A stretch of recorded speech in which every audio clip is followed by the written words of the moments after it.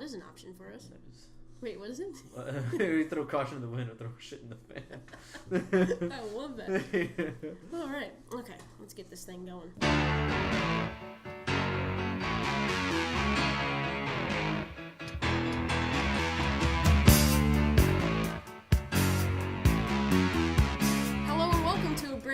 Of the Exit Only Theater podcast. I'm JP Leigh, and with me, as always... Oh, wait, no, let me turn this off. Oh.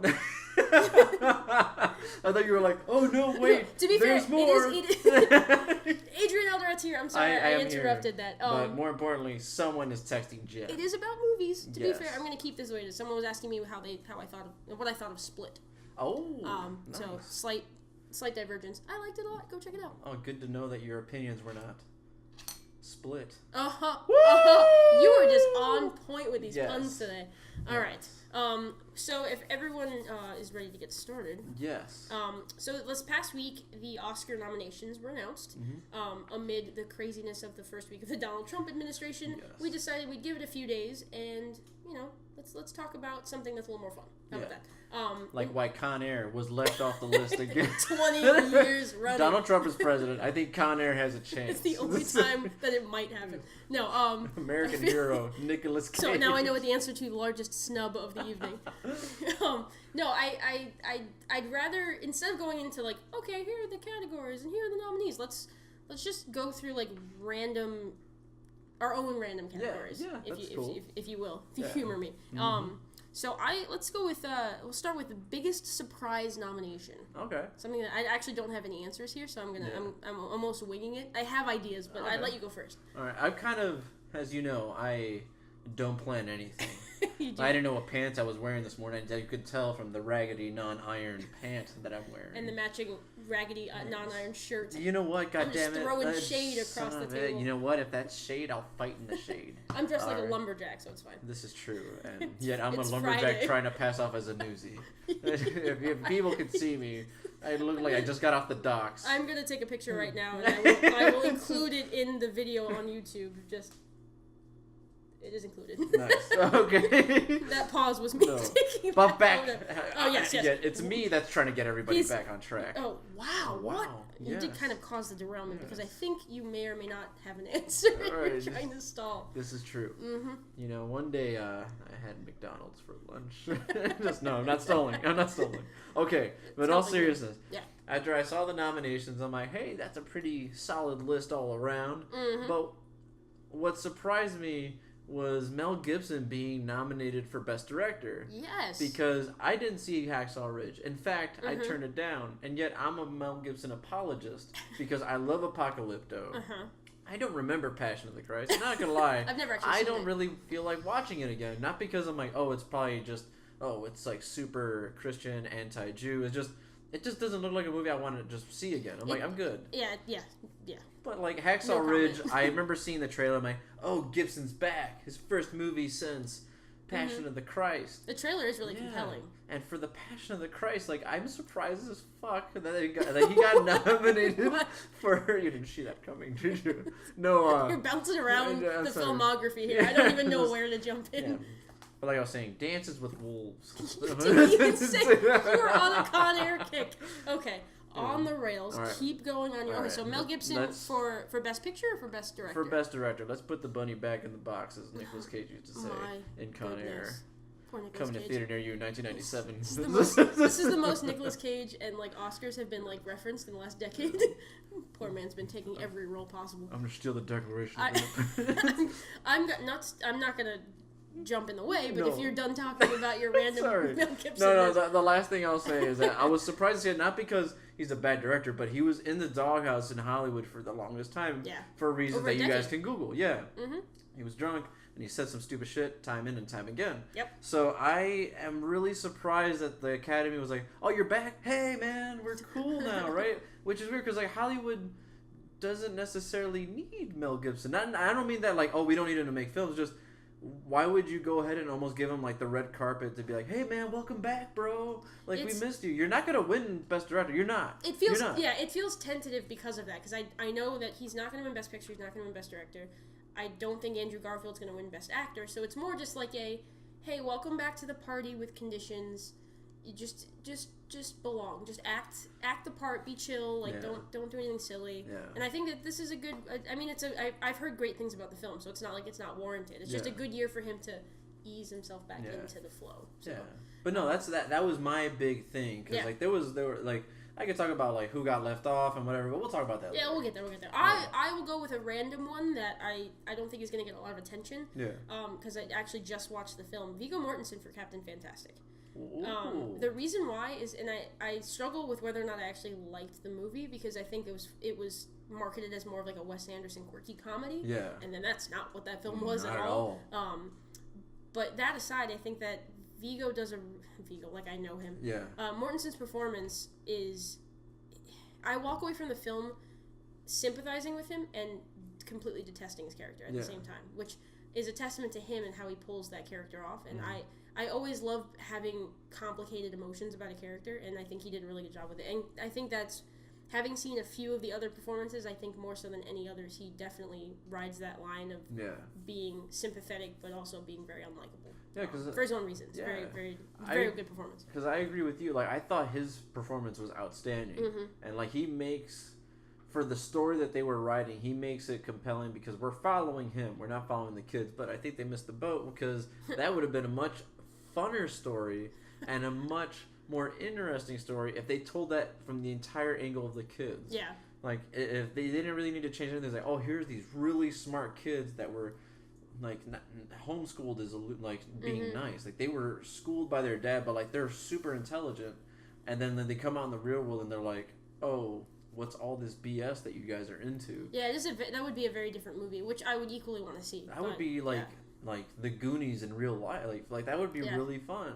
I think what's interesting about having it more from Mortensen's perspective though is that like it allows you to get to those uncomfortable moments of like what parenting is the right parenting, like when he has certain situations with his sister and things like that. So I absolutely can't give a formal opinion of the movie. I don't know if I liked the movie. I respect that it was well made and it said a very interesting series of things, but I think it's carried very much by his performance. So I'm glad to see that they respected it. Let's jump right into snubs. I don't know if you have plural. I don't know if you have one or more. But what are some of the most egregious things that you're like, how the hell did they not get included? It's tough. It's one of those things where like if you say snub, you're like, oh, which one doesn't deserve to be in there then? But I'm like, for someone like me who's not, like, look, I'm going to be honest. We'll qualify. You don't even have to say the who you would knock off. Just, like, what's... True. Because that's not fair. That's mean. Thank you, Jen. It's mean. For making me feel better. Yeah, don't do that. We saw a lot of movies this year. Yet we realized we did not see any, not many of the movies that were nominated. Like, I feel bad that you had to see one of them. Which one? Manchester by the Sea. Oh, yeah. I'm not a fan of that film. Based on her opinion is the reason I'm not going to watch it. And this is the thing, like, if I was just a regular listener, which I am, because I like the sound of my voice, but Jen says some smart stuff, too. Oh, well, thank you. No, I think Manchester by the Sea it's a subjective thing. Like, I don't know those experiences, and I could never imagine what it's like to go through the things that those characters have gone through. So whoever has had those experiences, completely respect you for it. But I thought that film was very boring. I just hope the last line of that movie was, so you're from Manchester? Yeah. Manchester by the Sea? It's not Chinatown. Looks in the camera and then just roll credits. I'm sorry. That's exactly it. Just, no, but it just pans out to the ocean. It just, And now we're in David Caruso category. Oh, man. No, but what is one of your crazy snubs? My biggest, I think, the snub that kind of left me kind of confused. Not confused, but kind of interested is the elephant in the room. Is Scorsese. Like, the fact that Silence wasn't nominated for Best Picture, wasn't nominated for Best Director, really doesn't have a lot of nominations, period. It has only one, right? And it's Best Editing, right? Cinematography. Best cinematography. Yeah. So, it's repping one of my Latino friends. Well, he's not a friend, but Prieto. We're taking over. Yeah. That respecto, man. But, I was just surprised that I'm like, this is Scorsese. I understand it came out late. You mentioned that there's a possible theory as to why it didn't get many nominations.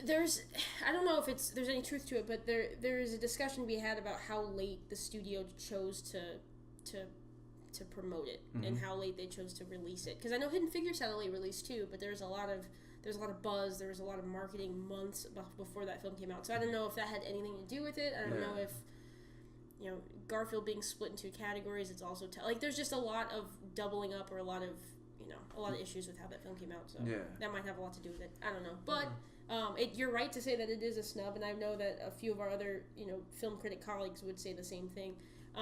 For me, I think that my biggest snub is one of two things. Ooh. I loved Jackie, and I don't know how it didn't get nominated for Best Picture, especially if you have that extra slot of 10 possible films and you have 9 and you don't put that in. That's kind of odd to me.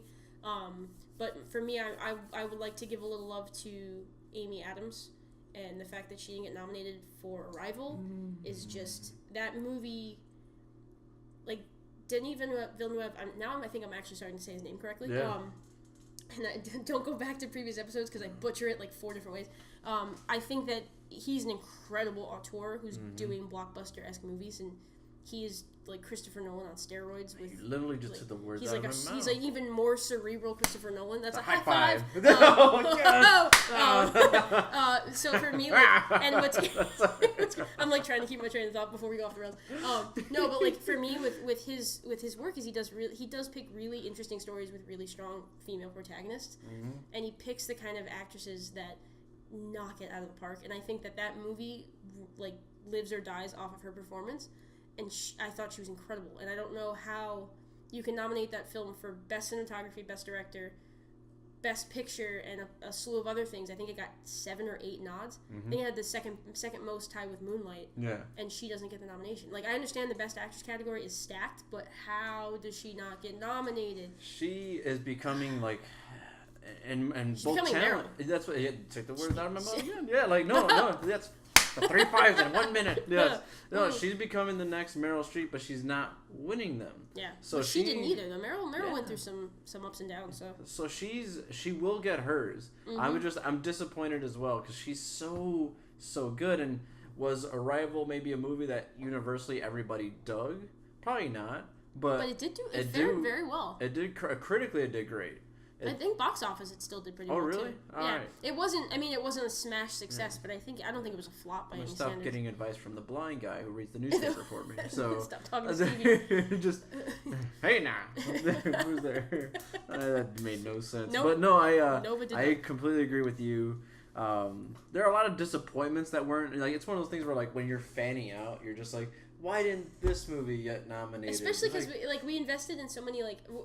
You and I are admittedly like huge A24 fans. Yeah. So like when Swiss Army Man didn't get any love, and then The Witch didn't get a lot of attention. When The Witch doesn't get any love. Like there's a lot of like just pent up frustration from us, but like in terms of like the special, and I'm glad Michael Shannon got some love in the supporting actor category for a completely different film, but I feel like there's like 3 tiers of movies. Well, almost 4. You could put horror, which never gets nominated, which there's some articles about that now that are coming out. Yeah. There's mainstream stuff that will never get nominated. And then there's like these weird 2 subcategories of like well-marketed indie films and then indie films that won't make a single penny but are like very well done and they don't break through for whatever reason.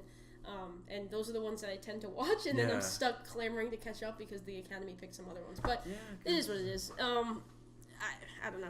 Go see Swiss Army Man, please. Yeah, look up the list of A24 that came out this year. Seriously, like and just American Google. Honey. I didn't see it, but I heard great things about it. I heard it was really good. That was a lot of critics said that movie should have at least gotten like what the 10th slot is. So it's just like it's a good segue. But, like, and Google, Green Room, but that's also a horror film, sort of, and the movie's really weird. Yeah, that's when I looked up. No, I remember you mentioned that, and like it was a movie that was on my radar. One, because Patrick Stewart is in a horror movie. Yeah, I'm like, I have to watch that. Playing super against type. Yeah. Like, I mean, John Goodman-esque in the way that 10 Cloverfield cast him. Speaking of snubs.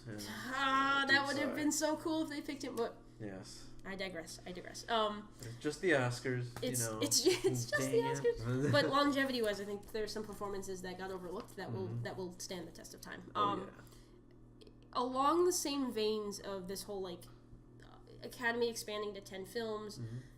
Hashtag the Dark Knight rule. Is there a film that they only put 9 out there? I don't know why. Like, if you could, they could have gone to 10, and it was a pretty good year for film, in my opinion. Not for blockbusters, but in terms of like quality overall. Yeah. What film would you put as your 10th? I think I already said mine, which was Jackie. Which is Jackie? Without a doubt. Okay. I thought that film was incredible.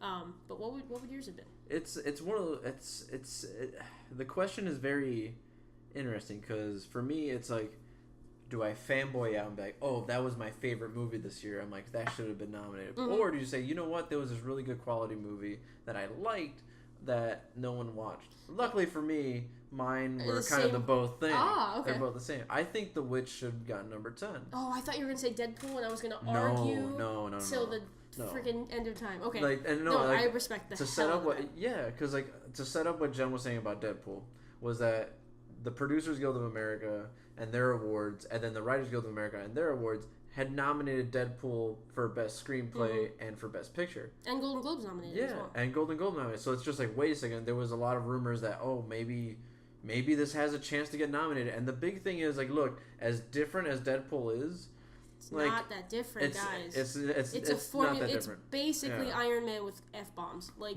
and Iron Man a self-aware is Iron quaint Man. when you yes. Yeah, the only difference is Tony Stark doesn't look in the camera. Right, which does not an Oscar nominee does not make. No, I love Deadpool. I think it's a great action. It's a great comic book film, but I think it's better because of the time that we're in now. I love the meta-ness about it. I just don't think it's a great movie. Mm-hmm. Like, it's very, like, if you take away, I know it sounds really ridiculous, like, oh, well, if you take Deadpool out the movie, but it's like, if you take Deadpool out that movie, there's really no story in that movie. I would take even a step further. If you had Deadpool and it was anyone other than Ryan Reynolds, you wouldn't have a movie. Yeah, it's flat. He was incredible, and I respect that. I'm not going to get into because we'll have families freaking out about it, but I just don't know that. I'm not upset that it's on. Yeah. Was it the best comic book film this year? Yeah, hands down. It definitely was. There was no like. It was there were really bad competition. Yeah, that's the thing. Like except for Civil War. Yeah, like Civil War was very like by the numbers, like for what the Russo brothers did. I'm like, that's great. You made it just a continuation of Winter Soldier. That's fine. That's what we wanted. Mm-hmm. But no, not to veer off course, but my snub was The Witch. With it's funny because my two choices were witch related. It was The Love Witch, and I would because like the two movies that I picked, The Witch, which came out in February, I want to say, of this past year. Yeah, it was such a unique movie because it's a movie that doesn't necessarily take sides. It's a movie that when you watch it, it requires multiple viewings because it's not just like, oh, here's a horror story. It's more of a psychological thriller. Yeah. If you've seen Babadook before, it's kind of plays with some of the things that go on with Babadook that came out last year. I love the Babadook. Or should have gotten nominated last year. But also it's awesome. If you like The Shining, if you like Kubrick style kind of like weirdness, you should watch The Witch. Especially with tempo and the way that it's a very slow burn, but if you like invest in the atmosphere, which the director does a really good job of doing, you were creeped out by the end of that movie. Like it was a very fine, like this dude like mapped everything out. Like there was no improvisation. You can tell he was a production designer. And he was outstanding. And like to kind of just mention The Love Witch underneath this, we saw this a few weeks ago. The reason I love this because it kind of it's a nod to some of like my favorite genre films from like the 70s. Yeah. Where you kind of watch like these garbage kind of like really crappily acted, almost like soap opera like style, but like this one was done with love and like taste. Yeah. This one was like, we're gonna have that in there, but it's gonna play along to how we tell our story. And I know it's gonna be hard to kind of find it depending on what part of America you live in. Unless you're in LA, where it's playing everywhere. It's starting to play more, which is awesome because I hope it gets more love because it's a gorgeous movie. It looks amazing. If you don't know about it, Google Love Witch and watch the trailer and rent it on DVD once it comes out because it's awesome. But yeah, those are my two snubs. I'm like the reason I would pick those two, the biggest reason, and the reason people like Deadpool, because these two are actually different. Yeah. These two are actually different. They're cutting against the grain. The Witch, it feels like Kubrick, but it's not Kubrick. Yeah. I think the reason it got snubbed and a lot was because it dealt with like satanic stuff and whatnot, and it doesn't pick a side, so that's what I think creeps people out. And I just think in general, like the Academy has never been known to respect horror films the way that I think they should increasingly be doing. Hashtag The Exorcist. Freaking my boy is the last time it got some love. Yeah, exactly. I mean, I'm curious. I forget how much love The Shining even got like at the time. Like I would stand corrected. Like I want to look it up, but I just know that in the past it's very hard to break through as a horror film. Which is my favorite movie, by the way. What? The Shining. The Shining of all time. Oh, so if I say if it's close to The Shining, it means that I recommend it highly. High praise. I love The Shining. I'm gonna go ahead and ask a follow up to this 10 film expansion thing that we're going. Yeah. If you can't pick any of the witches that you have, deal. And I can't pick Jackie. Yeah. I give you an either or proposition. Okay, assuming that both of these films are eligible, because I know one is, the documentary category gets confusing for me. Yeah. But assuming both would be eligible. Yeah. You can only pick one to fit in this slot. Would you do OJ Made in America or Zootopia? That's such a good question. I'm interested in getting. I kind of want you to answer first. Okay, all right. Because I know we mentioned it earlier before the show. Both are Disney love, that's for sure. That's for sure. But that's not the only comparison. Nope. And I'm sure you'll jump into some of the comparisons we made. But O.J. Simpson's in both movies. No. Disclaimer: there's like an asterisk that pop up. No, that is not true. No, but I would probably pick O.J. Made in America only because, as someone who is an editor by trade, that and people who say it's not a movie, you're wrong. It was screened as a 7.5 hour movie. I know what we're talking about. It's a movie. It's a film. It's an 8 hour. It is a film. It just happened to be broken up so that ESPN could air it on multiple nights. But it was screened as an intention to be one sitting, which I don't know that I have done yet. I've watched it in nights. It's that good that you would want to. And I've started rewatching it recently, and just the editing alone for that film is. It's incredible to have to mine that amount of information, and I'm just the themes that it covers. It could not be timelier, and I absolutely adored that movie. It was in my top 10, and I think it was in both our top 10s. It was both our top 10s. Yeah, that's a throwback to our last episode. But yeah, I think that OJ should have and could have been nominated as that film. So. I completely agree with you. Like this is not a wrong there's no wrong answer to this really question. Isn't. But we're just gonna be devil's advocate. And did you pick Zootopia? Oh, I picked Zootopia. And the reason being because I loved the OJ thing because one like you said the structure of the actual thing was the actual film was so patient. The fact that they were like, hey, we're gonna make this an 8 hour thing. And the fact that ESPN and Disney signed off saying, yeah, all right, yeah, go do whatever you need to do. And the fact that they found information on a case and a person that has been studied and documented so many times, and recently on the FX show, People versus O.J. Simpson, which was outstanding. But then all of a sudden you're like, oh yeah, did you see this? Did you see this? Did you see that? And we've never seen the cultural context behind everything you're watching. Absolutely, and it's unbelievable. But the reason I would say Zootopia is because the one thing that they have in common with each other is the social climate that we have with different cultures amongst each other. Yeah. And what Zootopia did, what I think was master class, was being able to I don't want to say this without making it seem like it's like, oh, it was watered down, but it wasn't. It was a hard topic Disneyfied. Yes. And it wasn't watered down. It was very in your face. Like, really there was one sequence in Zootopia that I'm surprised they went there, was when the rabbit's name, I forget Officer Hops? Yeah, Officer Hops has the press conference. Animal, love her. It's like she's an outstanding police officer. Just like, look, I did all this stuff.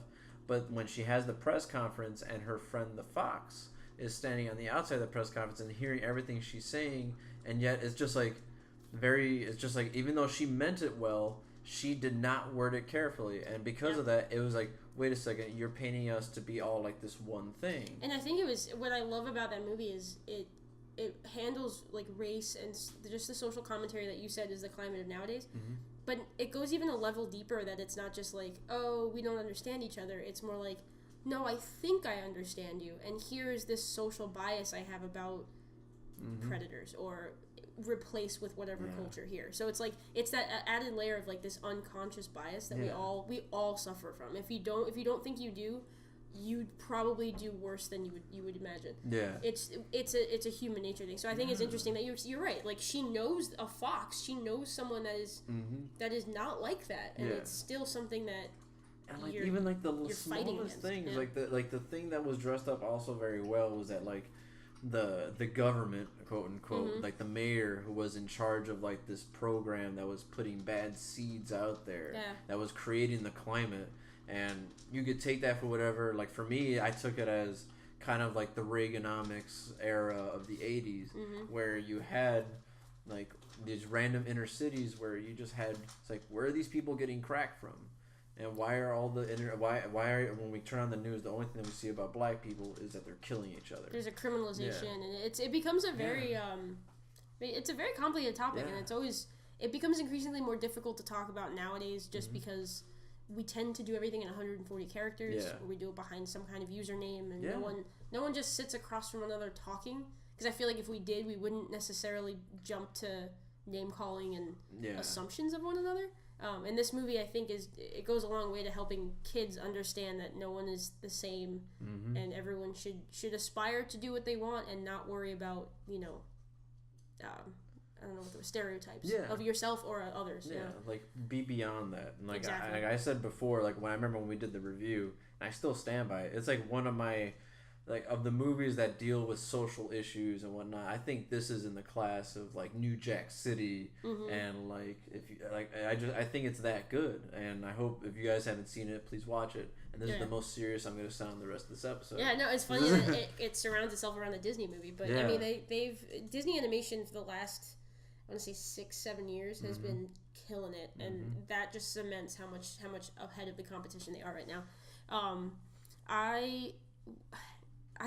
There's sort of like a humble brag category that I have. Oh, you got to have that. Kind of how everybody has their boy. I didn't know how to explain it. Like I was like, most validating knob or snub. Something that like you saw on the list or excluded on the list that you were like, yep, I was right. Yeah. You know, like they had that coming, good or bad. Yeah, like it was almost like you're either proud of them because it was like the little engine that could, or it was something that like you just like. For me, I'll give my example. Yeah, I have been fighting vehemently against the fact that Manchester by the Sea should not have gotten nominated for Best Editing, and it had been getting a lot of nominations in other categories. I think the Golden Globes gave it Best Editing, or they gave it the Golden Globes. Yeah, there was some category. Yeah, it might not have. It was something. And I'm sure I stand corrected, but there were other categories that were other award ceremonies that were giving the nod to that film, and I could not disagree with it more. And to see the Oscar nominations come out and it wasn't that, it's no disrespect to the editors of that film, but there were just choices made that I didn't understand, and as someone who's trying to learn narrative editing, I was left more confused than learning anything from it. So I was just, my reaction was to be like, no, I don't want that, and it didn't. So it was a slight validation for me. Not saying that I'm poo-pooing on their poor fortune, but it just makes me feel like I'm a little more aware of the category than maybe I was last year, which is nice. So. It just sounds like a film that ran out of edit time, and it was like, okay. There's intentionally funny moments, and then there's intentionally awkward moments, and then there are scenes that should have landed that didn't because I was waiting for it to get awkward or funny. Yeah. And then there's just certain pacing.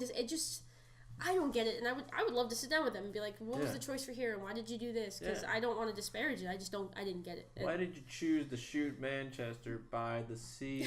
Sorry. He's just obsessed with the location. Sorry. But no, what is your humble brag? Mine's really brief. Like, it's a humble brag because, one, I respect the hell out of this guy. One, because he's a Chicago guy. Oh, God. And two, because he's actually really damn good, is Michael Shannon. Okay. Michael Shannon getting nominated.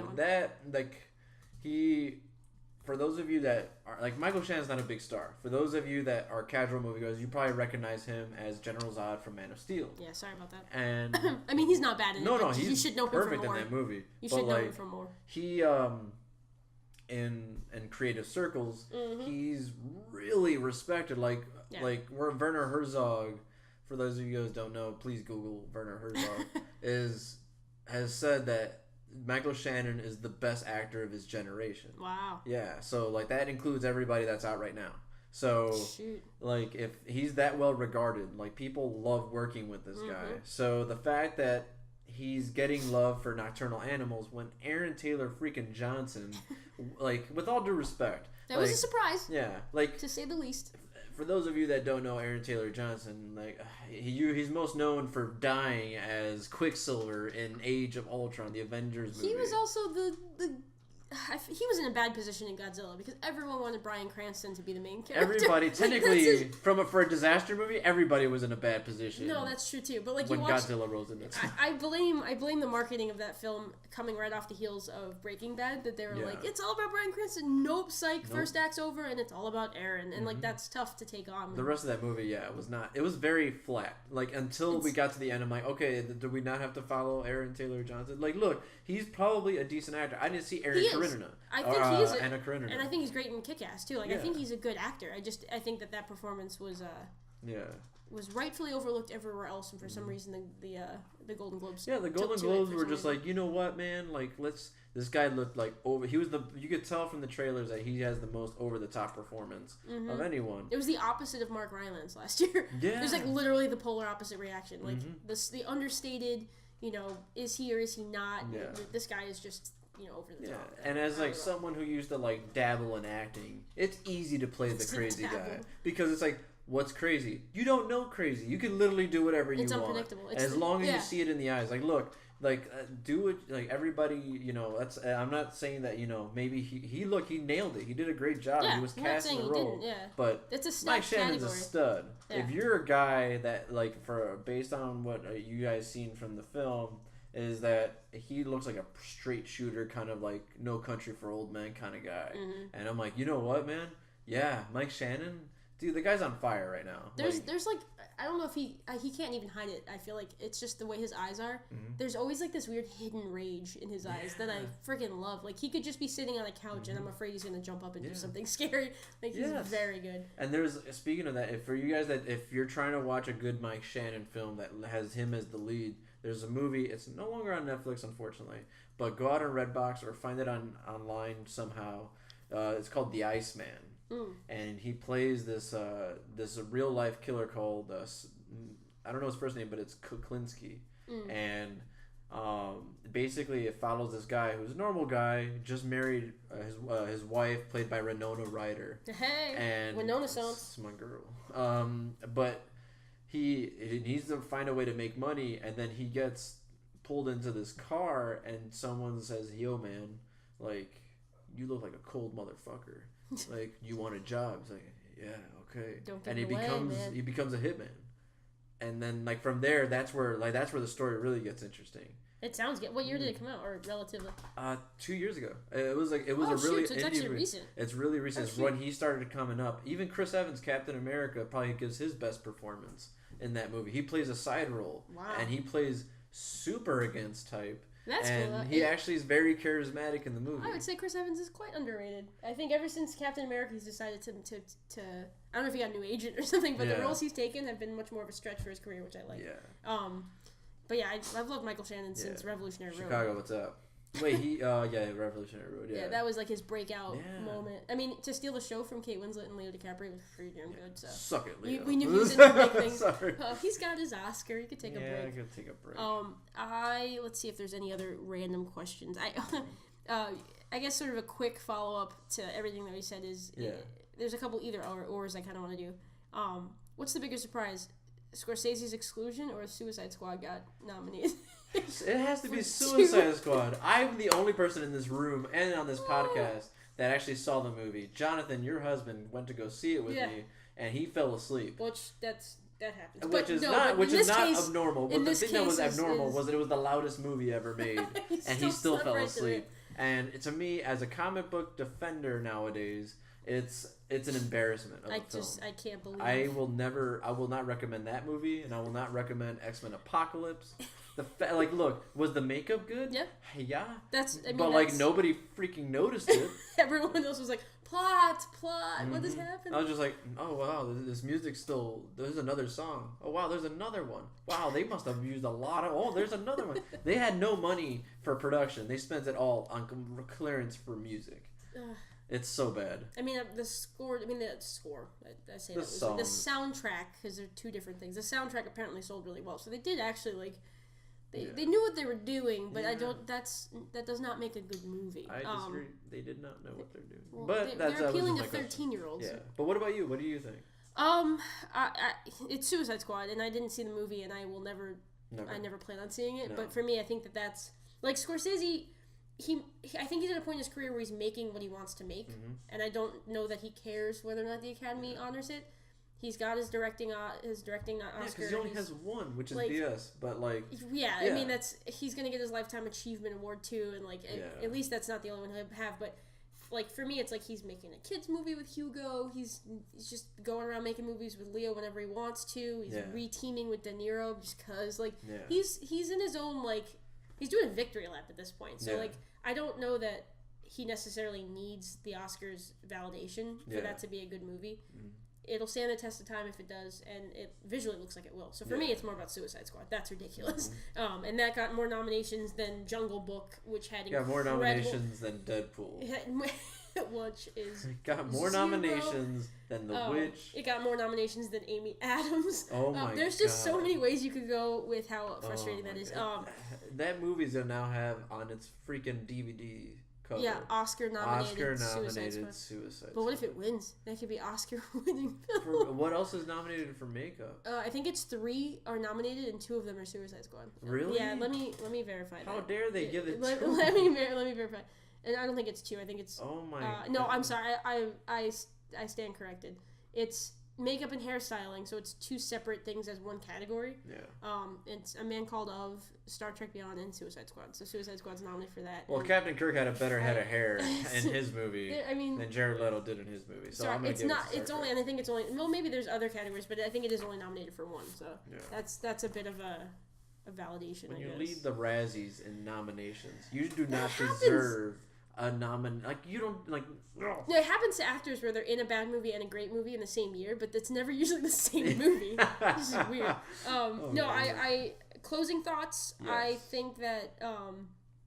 think that original song has some cool options. I think the fact that La La Land's got 2 is pretty cool. Which one? I think Audition's a slightly better song, but it also reminds me a little bit of Rainbow Connection from the Muppets. So there's also there's a parallel to that may or may not be a good thing for them. Shady star.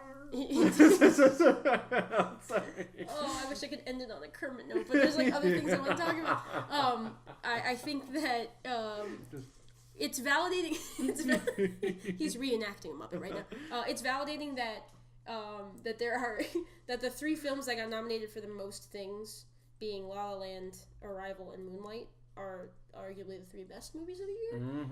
So that's cool. So I mean, even if we have minor problems here and there, and I think that Arrival should have gotten Best Score nomination, but just a minor technicality takes it out. But Johan Johansson will be back because I argue he's one of the best people out there right now. Oh yeah.